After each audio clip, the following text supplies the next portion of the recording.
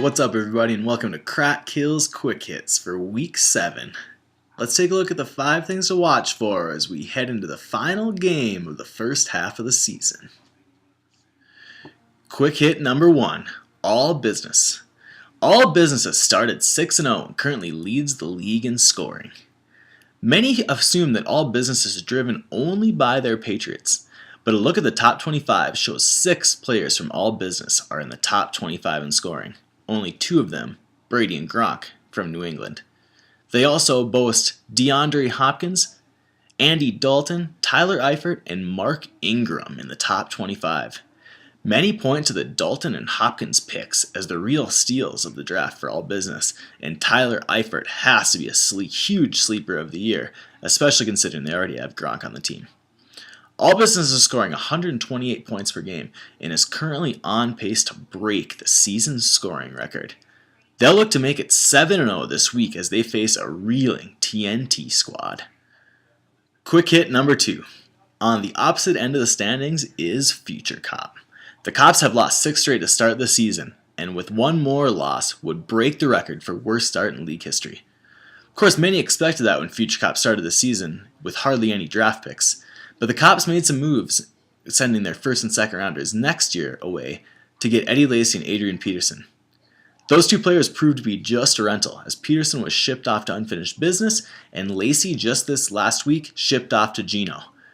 Interestingly, Geno traded the Cops' second round pick back to them to acquire Eddie Lacy, along with J.J. Watt. The Cops are in a tough spot, and this week are playing with 4 kickers on their roster, 2 starting. In an even more telling move, the Cops let go of the heart of their team, Jeff Locke. Quick hit number 3, Phil's Fugitives. After that long losing streak, the Fugitives have now won 2 straight, knocking off the Kings last week. The Fugitives are looking up in the backfield. DeMarco Murray has started to play a little bit better, and Danny Woodhead is contributing receptions out of the backfield. They also got Alshon Jeffrey back from injury, who caught touchdown last week, along with Brandon Marshall playing well for the Jets, a big surprise, and Amari Cooper having a good rookie year. They'll get him back after a bye this week.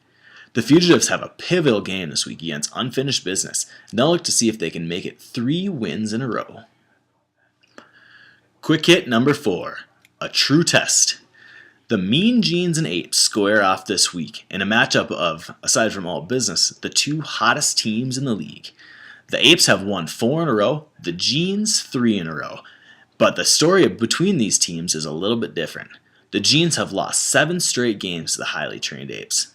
This will be a big test for both teams. The Genes, the defending champions, look to see if they can continue their run and really make sure that everyone knows they're a true dynasty.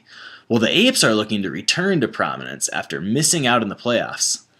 The other thing you have to remember about this Genes squad, though, is they have Dez Bryant primed to return for the second half of the season. Whoever wins this game will get a leg up heading into the back half.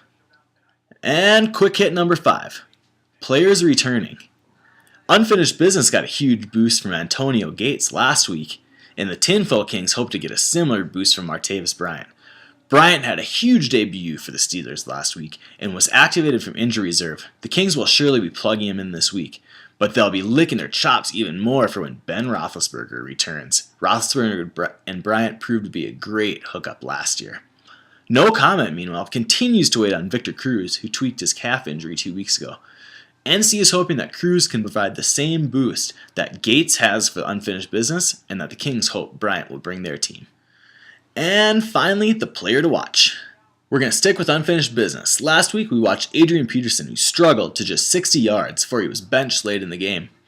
This week we'll keep an eye on Le'Veon Bell. Bell, unlike Peterson, is already having a great year, but he is coming off the first single-digit performance in almost 2 years. Bell was in double figures in every game last year and started his 2 games this year after the suspension with 20 points at least.